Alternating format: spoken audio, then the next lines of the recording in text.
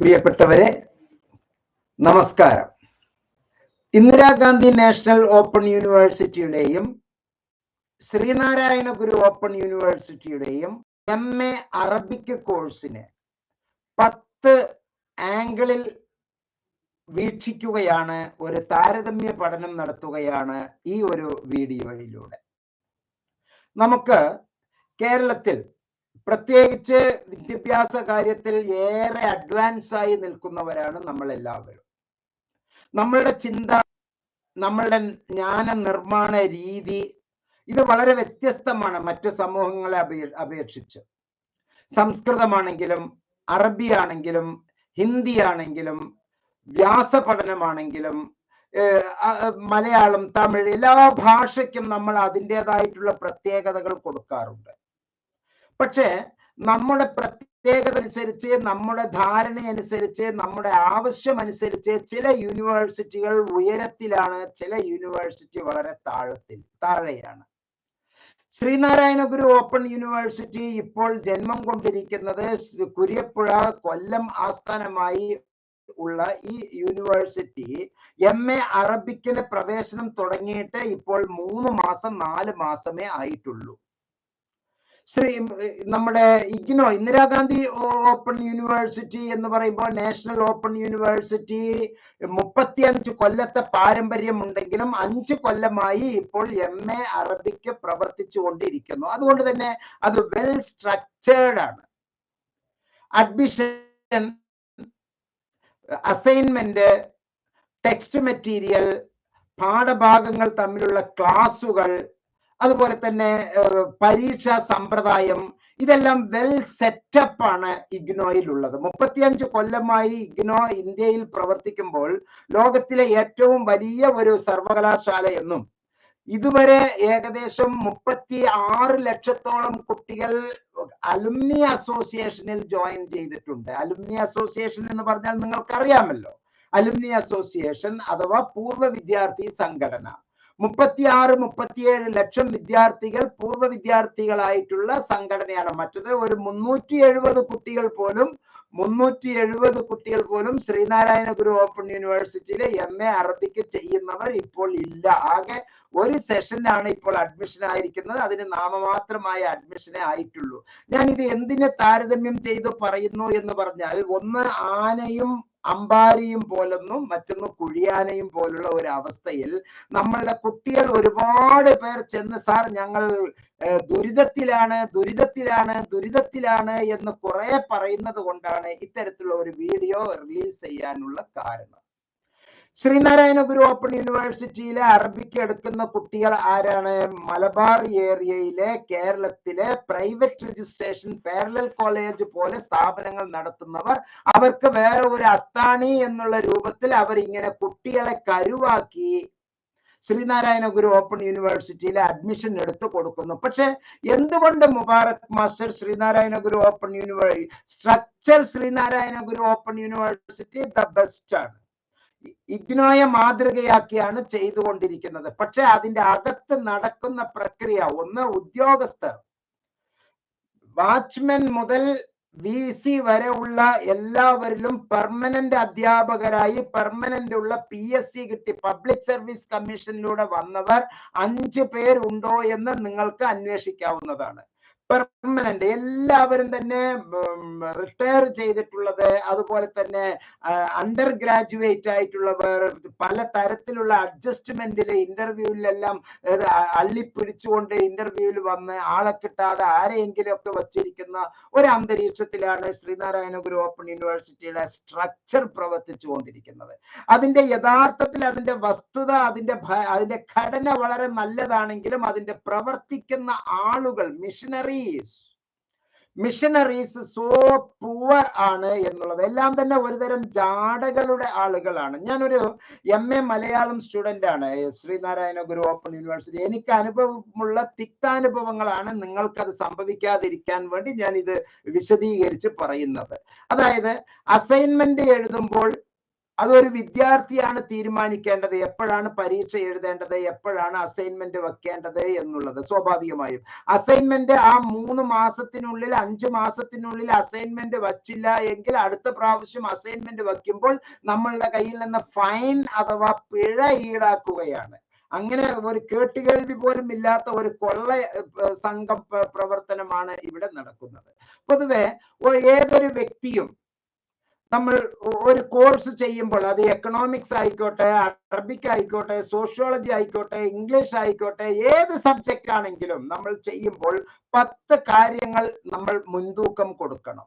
ഒന്ന്, അതിന്റെ കരിക്കുലം അഥവാ സിലബസ്. ആ കരിക്കുലം സിലബസ് നമുക്കൊന്ന് താരതമ്യം ചെയ്യാം. ഇന്ദിരാഗാന്ധി നാഷണൽ ഓപ്പൺ യൂണിവേഴ്സിറ്റിയിലെ അറബിക് കോഴ്സിനെ നമുക്കൊന്ന് ചെറുതായി ഒന്ന് താരതമ്യം ചെയ്യാവുന്നതാണ്. അതുപോലെ തന്നെ ശ്രീനാരായണ ഗുരു ഓപ്പൺ യൂണിവേഴ്സിറ്റിയുടെയും നമുക്ക് താരതമ്യം ചെയ്യാവുന്നതാണ്. ശ്രീനാരായണ ഗുരു ഓപ്പൺ യൂണിവേഴ്സിറ്റിയിൽ നിന്ന് നമുക്ക് കിട്ടുന്ന അനുഭവങ്ങളെക്കാൾ എത്രയോ വ്യത്യസ്തമാണ് നമുക്ക് ഇതിൽ കിട്ടുന്ന അനുഭവങ്ങൾ എന്ന് മനസ്സിലാക്കുക. നമുക്ക് ഇഗ്നോയുടെ പ്രോസ്പെക്ടസിലെ 199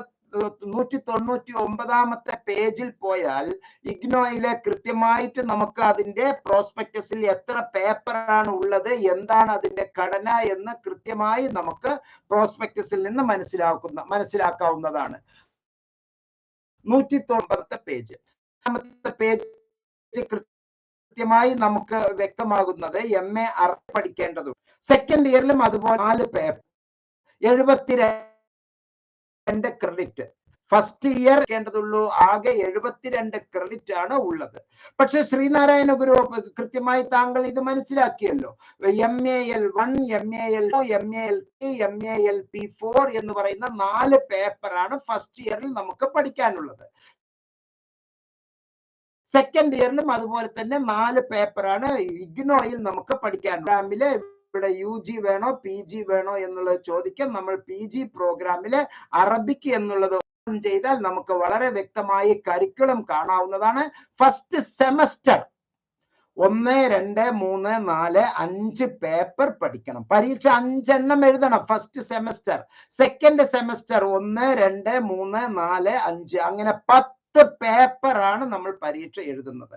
ഒരു കൊല്ലം നമ്മൾ 4 പേപ്പർ ഇഗ്നോയിൽ ചെയ്യുമ്പോൾ ഇവിടെ ശ്രീനാരായണ ഗുരു ഓപ്പൺ യൂണിവേഴ്സിറ്റിയിലെ 10 പേപ്പർ നമ്മൾ പഠിക്കേണ്ടതുണ്ട്.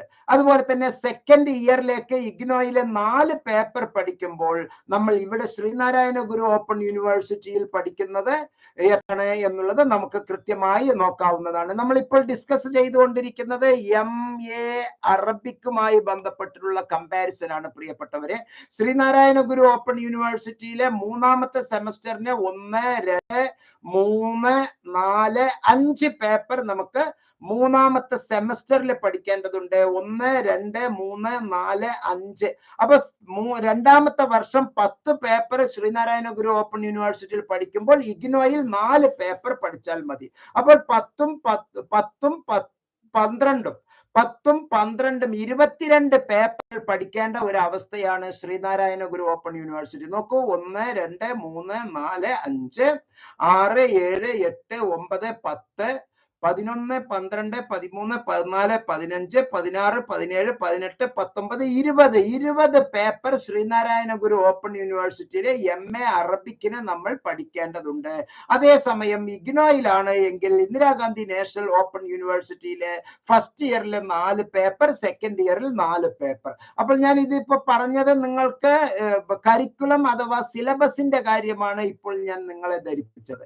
കരിക്കുലം, സിലബസ് എന്നുള്ളത്. ഇനി നമുക്ക് ടൈം ടേബിൾ ടു ഫിനിഷ് എന്ന് നോക്കുകയാണെങ്കിലോ 2 കൊല്ലത്തിൽ പൂർത്തീകരിക്കേണ്ട ഈ കോഴ്സ് 4 കൊല്ലത്തിൽ നമുക്ക് പൂർത്തിയാക്കാം. ഇഗ്നോ നേരത്തെ തന്നെ പരീക്ഷകളെല്ലാം നടത്തിയിട്ടുള്ള സ്വഭാവമുള്ളതുകൊണ്ട്, ശീലമുള്ളതുകൊണ്ട് നമുക്ക് കൃത്യമായിട്ട് പരീക്ഷ നടക്കും. പക്ഷേ ശ്രീനാരായണ ഗുരു ഓപ്പൺ യൂണിവേഴ്സിറ്റിയിലെ പരീക്ഷകൾ എപ്പോഴാണ് നടത്തുക എന്നുള്ളത് ഒരു കൃത്യമായ ഒരു ഫ്രെയിം വർക്ക്, കൃത്യമായ ടൈം ടേബിൾ നമുക്ക് ഇനിയും വെബ്സൈറ്റിൽ നിന്ന് ലഭ്യമല്ല എന്ന് മനസ്സിലാക്കുക. മനസ്സിലാക്കുക. അതുപോലെ തന്നെ വിദ്യാർത്ഥികളിലുള്ള അക്സെപ്റ്റൻസ്, സ്വീകാര്യത. 2 പരീക്ഷയെങ്കിലും നടത്തി കഴിഞ്ഞാലല്ലേ പൊതുജനങ്ങൾക്ക് അതിൽ മനസ്സിലാവുകയുള്ളൂ എങ്ങനെയാണ് ഈ സ്ഥാപനം നമുക്ക് മുന്നോട്ട് കൊണ്ടുപോകുന്നത്, അതിന്റെ ഗുണം എങ്ങനെയാണ് എന്ന്. ഇഗ്നോയെ പറ്റി ലോകം മുഴുവനും, പ്രത്യേകിച്ച് അതിന് അംഗീകാരം കൊടുക്കേണ്ടത് ആരാണ്? National assessment and accreditation council, NAAC. National assessment and accreditation council ഇഗ്നോയ്ക്ക് നാക്കിന്റെ ടോപ്പ് അംഗീകാരമായ A++ റാങ്ക് കൊടുത്തിരിക്കുമ്പോൾ ശ്രീനാരായണ ഗുരു ഓപ്പൺ യൂണിവേഴ്സിറ്റിയുടെ നാക്കിന്റെ പരിശോധനയ്ക്ക് ഇനിയും വിധേയമായിട്ടില്ല. ശ്രീനാരായണ ഗുരു ഓപ്പൺ യൂണിവേഴ്സിറ്റി നാക്കിന്റെ പരിശോധനയ്ക്ക് വിധേയമായിട്ടില്ല എന്നുള്ളതാണ് നമ്മൾ മനസ്സിലാക്കേണ്ടത്. അപ്പോൾ നാക്കിന്റെ അംഗീകാരം ഇപ്പോൾ ശ്രീനാരായണ ഗുരു ഓപ്പൺ യൂണിവേഴ്സിറ്റിക്ക് ഇല്ല. അതുപോലെ തന്നെ ക്ലാസുകളുടെ കാര്യത്തിൽ ഈ 4 പേപ്പർ ഇഗ്നോയിൽ പഠിക്കുമ്പോൾ നിങ്ങൾക്ക് ആവശ്യമെങ്കിൽ മാത്രം ക്ലാസ്സിലേക്ക് പോയാൽ മതി. ഓപ്പൺ ആൻഡ് ഡിസ്റ്റൻസ് ലേണിംഗ് എടുക്കുന്നത് എന്തിനാണ്? നമ്മളുടെ സൗകര്യത്തിനാണ്. അല്ലെങ്കിൽ റെഗുലർ ആയിട്ട് കോളേജിൽ പോയി നമുക്ക് പഠിക്കാമല്ലോ. വയസ്സ് 17 മുതൽ 19 മുതൽ 50, 60, 70, 80 വയസ്സ് വരെ പല വയസ്സിലും നമ്മൾ പഠിക്കാൻ ഉദ്ദേശിക്കുന്നത് നമ്മളുടെ കുടുംബപരമായ, വിദ്യാഭ്യാസപരമായ, സാമൂഹ്യപരമായ ചില ഉന്നതിക്ക് വേണ്ടിയിട്ടാണ് നമ്മൾ പഠിക്കുന്നത്. അപ്പോ ഈ പ്രായത്തിൽ നമ്മൾ റെഗുലറായി എല്ലാ ആഴ്ചയിലും എല്ലാ ഞായറാഴ്ചയിലും നമുക്ക് ഈ ക്ലാസ്സുകളിലേക്ക്, കോൺടാക്ട് ക്ലാസ്സുകളിലേക്ക് പോകണം, 75% അറ്റൻഡൻസ് നിർബന്ധമാണ് എന്ന് നമുക്ക് ചെറിയ കുട്ടികളോട് മർക്കടമുഷ്ടി കാണിക്കുന്നത് പോലെ ഈ യൂണിവേഴ്സിറ്റി കാണിക്കുന്നു. പക്ഷെ ഇന്ദിരാഗാന്ധി നാഷണൽ ഓപ്പൺ യൂണിവേഴ്സിറ്റിയിലെ ക്ലാസ് നമുക്ക് ഓൺലൈനിൽ ലഭ്യമാണ്. കോർഡിനേറ്റർ ഡൽഹിയിൽ നിന്ന് നമുക്ക് എല്ലാ മെസ്സേജുകളും അയച്ചു തരുന്നു, പുസ്തകങ്ങളെല്ലാം നമുക്ക് അയച്ചു തരുന്നു, കൃത്യമായി നമ്മളുടെ കൈകളിലേക്ക് കിട്ടുന്നു. പക്ഷേ ശ്രീനാരായണ ഗുരു ഓപ്പൺ യൂണിവേഴ്സിറ്റിയിൽ അത് അങ്ങനെയാണ് എന്നുള്ളത്. ശ്രീനാരായണ ഗുരു ഓപ്പൺ യൂണിവേഴ്സിറ്റി സ്ട്രക്ചറിൽ വളരെ നല്ലതാണ്. അവിടെ പ്രവർത്തിക്കുന്ന ഉദ്യോഗസ്ഥരിൽ നാഷണൽ സർവീസ് സ്കീമിന്റെ ഡിപ്പാർട്ട്മെന്റിൽ നിന്ന് ഡെപ്യൂട്ടേഷനിൽ വന്നിട്ടുള്ള, അതുപോലെ തന്നെ റിട്ടയർമെന്റിന് ശേഷം ഇപ്പോൾ ഇഗ്നോ ശ്രീനാരായണ ഗുരു ഓപ്പൺ യൂണിവേഴ്സിറ്റി ഹെഡ്ക്വാർട്ടേഴ്സിൽ പ്രവർത്തിക്കുന്ന അധ്യാപകൻ വളരെ നല്ല രീതിയിലാണ് അദ്ദേഹത്തിന്റെ പെരുമാറ്റവും മറ്റു സംഗതികളും. പക്ഷെ ഒരുപാട് പേർ അതിന്റെ അകത്ത് പല തരത്തിലുള്ള ഒരു ക്രിട്ടിക്കൽ സെറ്റപ്പ് ഇല്ലാത്ത രൂപത്തിലാണ് അവിടെ ഉള്ള ഓരോരുത്തരുടെയും പ്രവർത്തനങ്ങൾ എന്ന് മനസ്സിലാക്കുക. ഇവാലുവേഷൻ പാറ്റേൺ ഇഗ്നോ വളരെ വളരെ ഗംഭീരമാണ്. പക്ഷെ ശ്രീനാരായണ ഗുരു ഓപ്പൺ യൂണിവേഴ്സിറ്റി ഇനിയും ഇവാലുവേഷൻ പാറ്റേൺ വളരെ ഭംഗിയാക്കി നടത്തിയിട്ടില്ല. മാത്രമല്ല കണ്ടിന്യൂസ് ഇവാലുവേഷൻ എന്ന് പറയുന്നതില് എഴുത്തു പരീക്ഷയടക്കം നടത്തുന്ന എന്ന് ശ്രീനാരായണ ഗുരു ഓപ്പൺ യൂണിവേഴ്സിറ്റി. അപ്പൊ പബ്ലിക് ആയിട്ടുള്ള തിയറി എഴുത്ത് പരീക്ഷയുമുണ്ട്. കണ്ടിന്യൂസ് ആൻഡ് കോംപ്രിഹെൻസീവ് ഇവാലുവേഷന്റെ ഭാഗമായി, സമഗ്രവും തുടർച്ചയായ മൂല്യനിർണ്ണയത്തിന്റെ ഭാഗമായി അവിടെയും ഒരു ഇന്റേണൽ എക്സാമിനേഷൻ നടത്തുന്നു. ഇന്റേണൽ എക്സാമിനേഷന്റെ ആവശ്യമില്ല, അസൈൻമെന്റ് കൊടുത്താൽ തന്നെ മതിയാവും. മാതൃകാ സ്ഥാപനമായ ഇഗ്നോ അങ്ങനെയാണ് ചെയ്യുന്നത്. പക്ഷെ ഇവിടെ ഒരു പ്രത്യേക കൊമ്പ് പിടിപ്പിച്ചു വച്ചിരിക്കുകയാണ്. നമ്മൾ ഇന്റേണൽ എക്സാമിനേഷനും കൂടി അറ്റൻഡ് ചെയ്യണം. അതുകൊണ്ട് തന്നെ അത് പഠിതാക്കൾക്ക് സൗഹൃദമായിട്ട്, ലേണേഴ്സ് ഫ്രണ്ട്ലി ആയിട്ടുള്ള ഒരു പ്രവർത്തനമല്ല ശ്രീനാരായണ ഗുരു ഓപ്പൺ യൂണിവേഴ്സിറ്റി തരുന്നത്. നമുക്ക് നമ്മുടെ സ്റ്റഡി സെന്ററുകളിലെ ഇഗ്നോയിലെ ഇഷ്ടംപോലെ ലൈബ്രറി സൗകര്യങ്ങളുണ്ട്. പക്ഷെ നമ്മുടെ ശ്രീനാരായണ ഗുരു ഓപ്പൺ യൂണിവേഴ്സിറ്റിയുടെ ഹെഡ്ക്വാർട്ടേഴ്സിൽ തന്നെ വ്യക്തമായ ലൈബ്രറി ഇല്ല എന്നുള്ളതാണ്. പിന്നെ അവധി ദിവസങ്ങളിലെ ഞായറാഴ്ചകളിലെല്ലാം തന്നെ ശ്രീനാരായണ ഗുരു ഓപ്പൺ യൂണിവേഴ്സിറ്റിയുടെ പഠന കേന്ദ്രങ്ങളിലെ പൂട്ടിക്കിടക്കുന്ന ലൈബ്രറിയെ നമുക്ക് കാണാവുന്നതാണ് എന്ന് മാത്രമാണ്. ഫീസ് സ്ട്രക്ചർ ആണെങ്കിൽ ഇഗ്നോയുടെ ഫീസ് കുറവാണ്, ശ്രീനാരായണ ഗുരു ഓപ്പൺ യൂണിവേഴ്സിറ്റിയുടെ ഫീസ് വളരെ കൂടുതലാണ് എന്ന് മനസ്സിലാക്കുക. ഓവറോൾ പെർഫോമൻസ് നൽകുകയാണ് എങ്കിൽ ഇഗ്നോയ്ക്ക് ഞാൻ 100ൽ 95 മാർക്ക് നൽകുമ്പോൾ ശ്രീനാരായണ ഗുരു ഓപ്പൺ യൂണിവേഴ്സിറ്റിക്ക് 100ൽ 15 മാർക്ക് ഇപ്പോൾ നൽകാനുള്ള സാഹചര്യം ഉള്ളൂ എന്ന് മനസ്സിലാക്കുക. അതുകൊണ്ട് തന്നെ അഡ്മിഷനുമായി ബന്ധപ്പെട്ടിട്ടുള്ള എല്ലാ സംഗതികളും നിങ്ങൾക്ക് ഈ വീഡിയോയിലെ ഡിസ്ക്രിപ്ഷൻ ബോക്സിൽ ലഭ്യമാണ്. ഈ താരതമ്യ പഠനം താങ്കൾക്കും താങ്കളുടെ സുഹൃത്തുക്കൾക്കും ഒരുപാട് ഒരുപാട് ഗുണം ചെയ്യുമെന്ന് ഞാൻ വിശ്വസിക്കുന്നു. എല്ലാ നന്മകളും താങ്കൾക്ക് ഉണ്ടാകട്ടെ. വീഡിയോയിലെ ഡിസ്ക്രിപ്ഷൻ ബോക്സിലുള്ള നമ്പറിലേക്ക് താങ്കൾക്ക് കോൺടാക്ട് ചെയ്യാം. ഇപ്പോൾ ഇഗ്നോയിൽ അഡ്മിഷൻ MA അറബിക്കിനും മറ്റു എല്ലാ കോഴ്സുകൾക്കും നടന്നുകൊണ്ടിരിക്കുന്നു. പക്ഷെ ശ്രീനാരായണ ഗുരു ഓപ്പൺ യൂണിവേഴ്സിറ്റിയിൽ ഇപ്പോൾ അഡ്മിഷൻ നടക്കുന്നില്ല.